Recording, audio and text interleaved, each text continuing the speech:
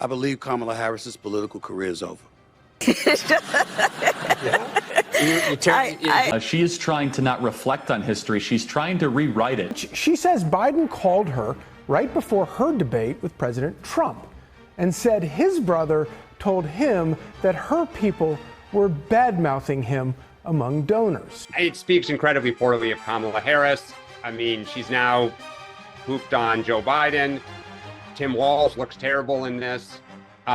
Nothing says strength and leadership like I wish I could, but I couldn't because it didn't look right. This accusation that, or this claim that she makes that she couldn't pick Pete Buttigieg because he was gay. She's clearly just trying to sell a book because I believe her political career is over. What's going on, guys? We got to talk about Kamala Harris's 107 Days book that she's receiving massive criticism for because she effectively went scorched earth on the radical left Democrat Party, basically, the people that she worked with directly, including Sleepy Joe and Tampon Tim Walz, the guy who she picked. It doesn't really make a whole lot of sense. And Stephen A. Smith absolutely nuked her for this. But before that, I want to point out some things that are really kind of crazy. She literally decided not to select Pete Buttigieg because he was gay.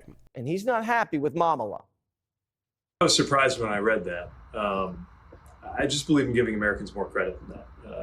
My experience in politics has been that the way that you earn trust with voters is based mostly on what they think you're going to do for their lives, not on categories. No fortitude. I won't do the right thing. I'm politically weak. And by the way, I'm not repeating what Courtney Martin put in there, but God, is it accurate? but hold on. What does it say that applied. you picked Tim Walz over that guy? You thought he did a good job? Holy smokes, that's the biggest.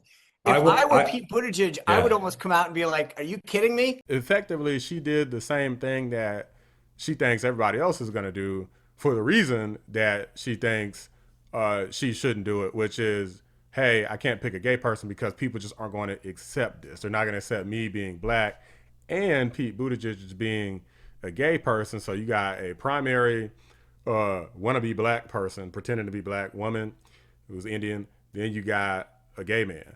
Now, does this make a whole lot of sense? I mean, no. I mean, Obama was a black male and he got elected pretty resoundingly twice.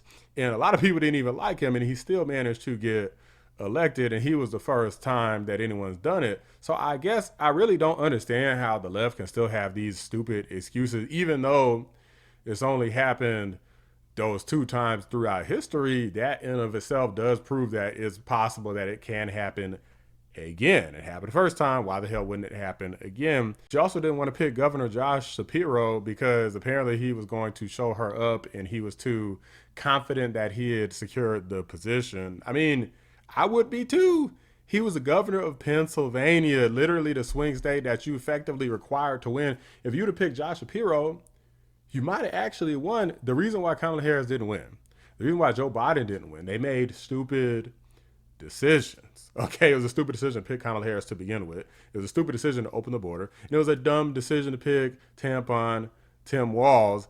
It was stupid decisions across the board. But without further ado, let's go ahead and react to Stephen A. Smith cook her as a guy who supported her. Stephen A. Smith was one of her biggest simps ever. Man, he cooked the hell out of her today. Let's react to this. I believe Kamala Harris's political career is over. I think you've seen the last of her with this book, politically.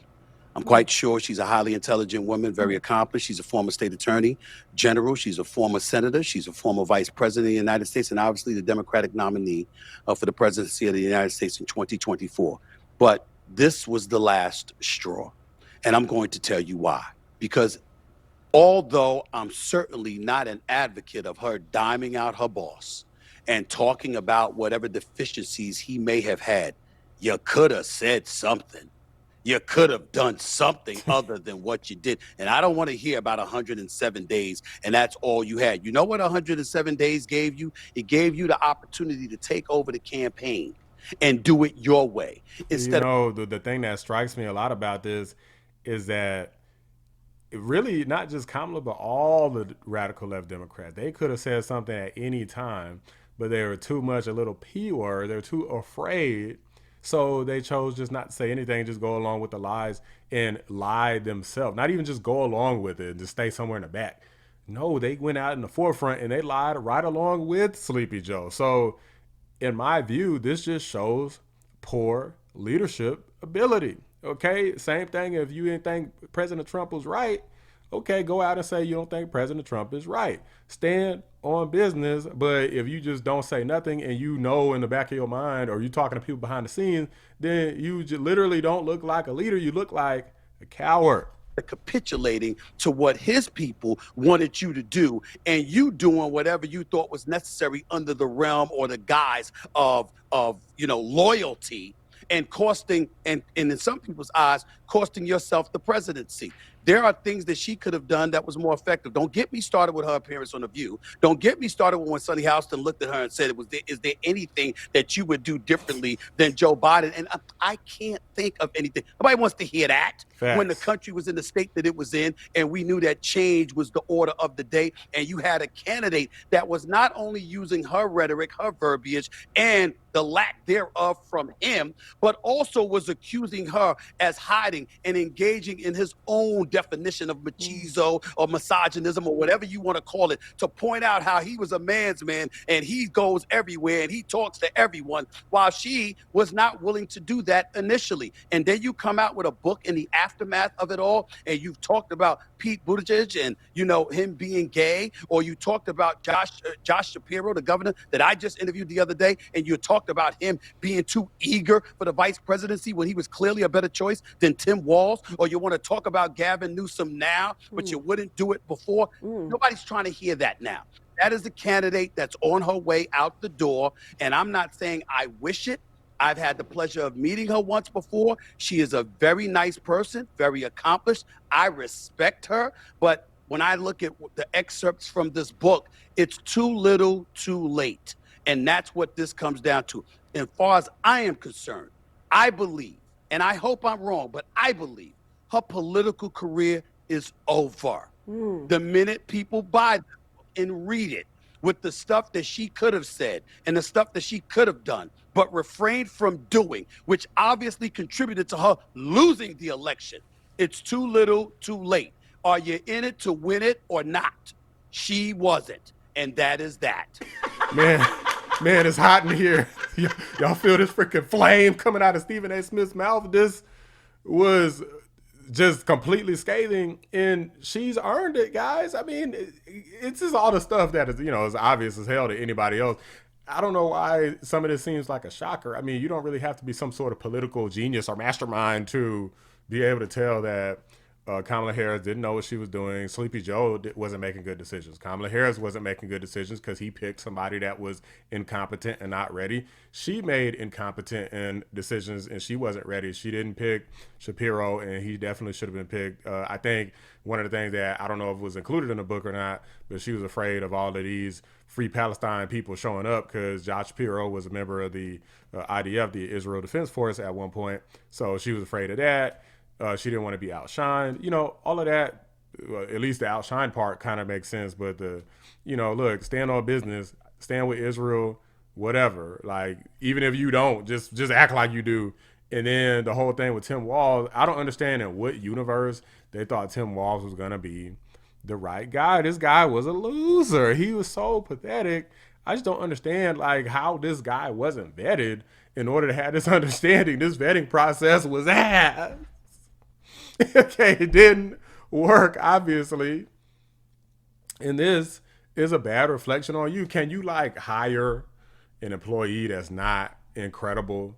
Sure. I mean, I think for anybody who's, in any leadership or management, I'm sure we've all had the one person we're like, how the hell did this person get hired? But this wasn't just anybody. This was the vice presidential nominee for the president of the United States. How the hell did Sleepy Joe even pick Kamala Harris? And how the hell did Kamala Harris even pick Tim Walz? It's so embarrassing where even freaking Stephen A. Simp is calling you out about this. This is something you should just feel so freaking ashamed of yourself. Now, is her political career over? I mean, I don't know. I think Kamala Harris could still win offices. If she would have run for California governor, I think that no one stands a chance against defeating Kamala Harris. Out in California, they're woke as hell. They're stupid out there in terms of just loving Democrats. They love just licking Democrat private parts. Okay, that's what they love doing. So these people elected Gavin Newsom, and he's tore that place up, and they reelected him. So obviously Kamala Harris would be at the top of their list. But in terms of anything beyond that, president of the United States or anything like that, no. She doesn't stand absolutely any chance at all. But I will give Kamala Harris credit for one thing only. Now it seems like she's finally telling the truth. I mean, she's still not telling everybody that she's not really black, but at least she's telling the truth and tattling on everybody else and everything everybody else did wrong. She's not really saying so much of what she did wrong, or if she is, she's not saying, she's not really proving herself to be a strong leader, because obviously she should have called this stuff out while she was on the campaign trail. You know, what is important, you're trying to prove yourself to be a strong leader enough to be the president. It doesn't really mean a whole lot in hindsight to write a book about how you should have made better decisions. Yeah, we know you should have made better decisions. Then maybe you wouldn't have got your ass kicked in that presidential sweep in 2024. But technically, I'm glad she didn't make good decisions, because I didn't want her goofy butt to be president anyway. But these are just my thoughts, guys. Let me know what you guys think. Drop a like on the video. Subscribe to the channel if you're new. I appreciate you watching the Black Anomaly Rising channel. I'm out. Kamala tried calling Newsom too, but he sent her to voicemail. Quote, hiking. We'll call back, wrote the former vice president in her notes from her calls that day. Never called her back. Newsom's smart enough not to jump on a sinking ship. Walt's the perfect sucker for the job.